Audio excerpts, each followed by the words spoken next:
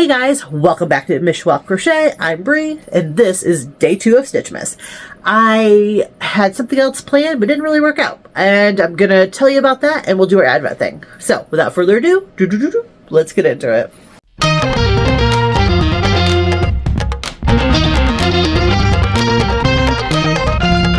My plan for today was supposed to be going to Jollypalooza, which is like a local event, and my understanding it was supposed to be like a craft and like vendor type of show. Like I expected to see crochet, Scentsy, you know, things like that, like the zebra stuff, that like the zebra wax melt things, you know, like, or other kind of crafts, wreaths, Christmas themed items, you know, like I thought that's more what it was. And when we got there, it just wasn't quite that. And let me back up just a smidge. So this company also puts on what they call Yard Sale Palooza. And Yard Sale Palooza is like, you know, you have like a 10 by 10 booth and you sell your yard sale stuff. And it's like outside in a parking lot. And you're selling, you know, your old stuff that you don't want anymore, junk. And then they have a couple of vendors mixed in. Like you might have somebody who's selling crochet. I saw one woman selling like these really nice like witch and wizard hats that were really cool. And like you might have that kind of thing, and you might have like some other kind of like people that vend. I mean, you might have like there's Tupperware, a couple booths like that, but it's mostly yard sale, junky junk. You know, that's what you go for. I'm not saying junky junk and like be nasty and mean kind of way. It's just what you expect. You know, when you go to a yard sale, you're looking for you're looking at used stuff. You know, and when we went to Jollypalooza, I felt like there was still like your yard sale junky junk mixed in with, you know, Christmas themed and some actual like vendor booths. And like there was some things that were mixed in that were like, there was one woman, I overheard her talking to another customer saying that she buys like pallets of stuff, and then she takes the pallets and she sells the stuff because she says it's all new. It's just like items maybe people returned or like they shipped and didn't make it to where they were supposed to, and you know, they gotta go somewhere. So this woman buys these pallets, and she said that like she sells like the items at 50% whatever the retail value is. So if it, you know, if it's worth, you know, $10, she's going to sell it for $5, you know, roughly. And so that just, it wasn't quite what I was expecting, because I thought the way that they advertised it, I got more of the impression it was supposed to be like crafts, vendors, you know, so you could buy last minute Christmas items, not like people bringing in stuff like maybe they went to somewhere that was going out of business and they bought up the last of the stock and then they mark up the prices and make a buck. I didn't expect that. And I was seeing some of that too. So I was like super like disappointed, because I really wanted to share that with you. And as far as like what they actually had for crochet, there really wasn't much. There were like a couple of people had like some things mixed in. Your classic, you know, towel with the crocheted top. You had your like some hats and scarves. There was one woman who had a business, like she was selling what was left of her old business, which was, I think she called it Origami Owl, and they were tiny little charms you put in like these clear pendants.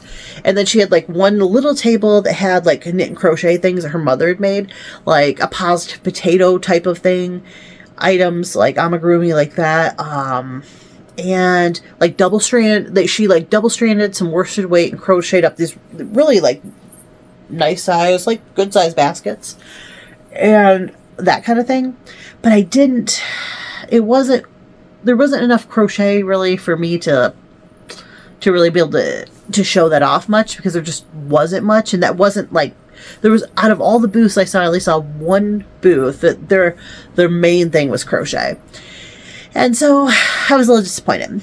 So anyways, so I figured there really wasn't worth like doing a bunch of filming. So I just figured I'd tell you about it because that was supposed to be the plan. Instead, now let's move on to our advent and see what we got there. And maybe it's something we can enjoy together.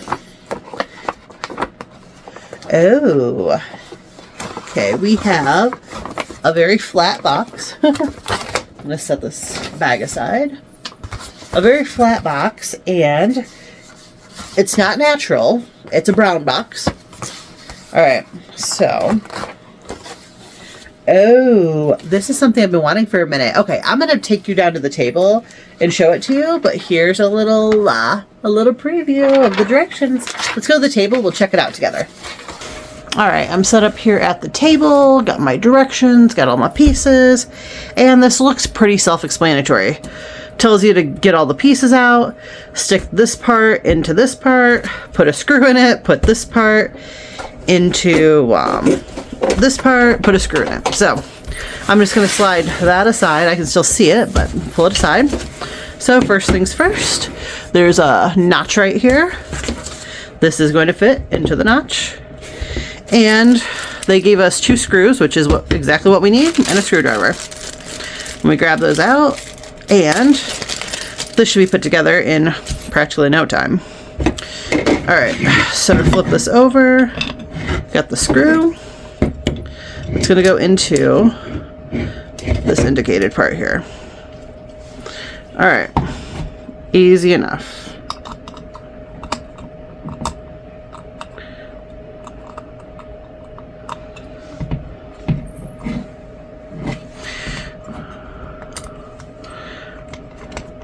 I'm right-handed, so I don't even know why I try to do that left-handed. Okay. So, it's easy peasy, screwing right in. Okay. Looks good. Set that part aside. This is the base. Okay, I'm assuming that this screw goes here, so it goes flush. And we'll go ahead and we'll get that started. Yeah, it goes together nicely. And, okay. At the end here, get our screwdriver out. Give it the last couple of tight ones. Alright, now, let me flip this over. Right here is where the magnet is. So let's see. Oh yeah, can you hear that? Yeah, it's gonna work out just fine. Oh yeah, looks good. All right, let's put some yarn on it and make sure it's gonna hold. So I got this cake right here. It's a good size cake. Let's just pop that right through the center. Oh yeah, easy peasy. And let's grab the yarn. Oh yeah. I mean, the whole thing's moving. Ooh, I jerked on it a little too hard there. But the whole thing is moving before the I don't know what you'd want to call it, the spool part, we'll say. The whole thing is moving under my force, and the spool is holding it nicely in place. I mean, it's got a good magnet on it. So anyways, I will have to actually crochet with it and like report back. But I mean, 2 screws, I mean, and they even included the screwdriver. You can't really beat that. And like I said, I mean, it takes some force to get it off of there. So yeah, so far I'm pleased with it. Now, how it crochets, we'll have to see. I'm back. I just kind of want to show you like how well it crochets, kind of test it out with you. So I've got like, I don't know if you can, here, let me just tip you over here. Okay, so right over here, you can see my mess from yesterday and all my things. Right over here on this footstool that's sitting next to me, that's where I'm going to have the yarn. And I'm going to feed it over to here where I'm sitting. Let me just pop you back in here. All right, back. You got a sneak peek of the rest of my room. Anywho, so let me just crochet a little bit. We'll yap a little bit and see how it works out. Now, this is the hook that I got in yesterday's Advent, my Advent surprise. So if you didn't see that, it's in the playlist. So anyways, let me just put a few chains on here. We'll just do a few and see how it does. Now, I already had a little bit of yarn pulled out, so it's not yet coming off of the yarn ball holder. So let me get a few over here.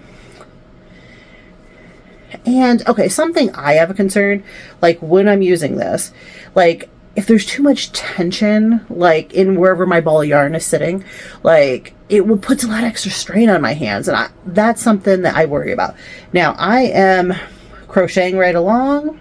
I'm officially pulling off the yarn ball holder, and it is coming off nice and smooth. Now, every once in a while I'm noticing it gets a little excited and it like starts to like spin the ball around, and then it kind of pulls back.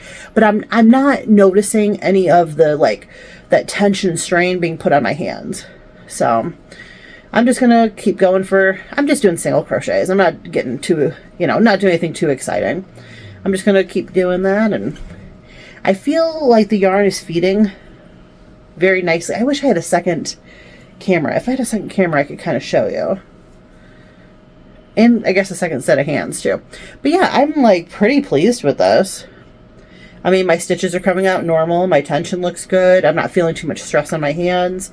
I've never had this kind of yarn holder before, and I've always kind of wondered, because like I was afraid it wouldn't move very smoothly, but actually, I mean, it's moving nice and smooth. I mean, I'm not having to stop, jerk a bunch of yarn off the ball, and then like come back. It's like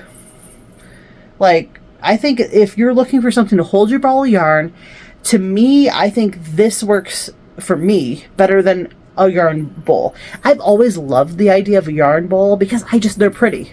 They're pretty, but something that's always kind of bugged me is a lot of them will just have a hole and you have to run your yarn through that. And like for me, like if I want to switch balls of yarn, or, like I decide I want to work on a different project, I'm not one that does 2 projects at once, but let's say if I wanted to, then I'd have to cut the yarn. I'm just not too happy with that. Now I do know that they make yarn bowls that hold like your ball, and it'll have like a curly cue that you just slide the yarn into, and so you can slide it back out. But I think for me, because I mean I can pick this up, I can set it on a table, I can set it on my table like I'm at work at, or my table that's next to my chair, or my footstool, or from downstairs like on one of my end tables. Like there's plenty of places that I can set it down, and I think it's gonna work better for me than a yarn bowl would, because a yarn bowl, I just feel like somebody's gonna knock it off of like the table or wherever I've got it. My dogs, my husband, me, whoever. So I'm pleased with this. I mean, I think that the yarn just feeds really nicely. I mean, it just is nice and smooth. I mean, and I'm not having to put very much effort into it at all. And I do feel it's, pretty secure on there. I mean, you could hear the magnet when it connects. I mean, it's a nice little snip. So, anyways, I don't want to keep you any longer, but I love the yarn ball winder. I think that style, I think I would definitely recommend. I mean, I'm really liking it so far. And so far, I do like this new hook. I'm not sure how it's going to work out like long term, but because I kind of like when I'm holding onto the hook, I just realized it's like a 2-for-1 on the review. So when I'm holding onto the hook, like this not being level with this, or like not level, or like at least like a smoother transition. The transition is like, meh, meh. Like I don't think I care for that style, but that's good though that I know this and I have this hook to kind of help me know that, because I was really looking at these hooks at one point in time at Hobby Lobby, and I really was thinking maybe I'd want a full set, and I think I've determined that no, I would not want a full set of these, because I don't like the drop from the handle down to the hook itself. So just a little mini review in the review, I guess. Well, that's all I have for you today, and I will hopefully see you tomorrow. You'll come back and we'll do day 3 of Stitchmas. But until then, take care.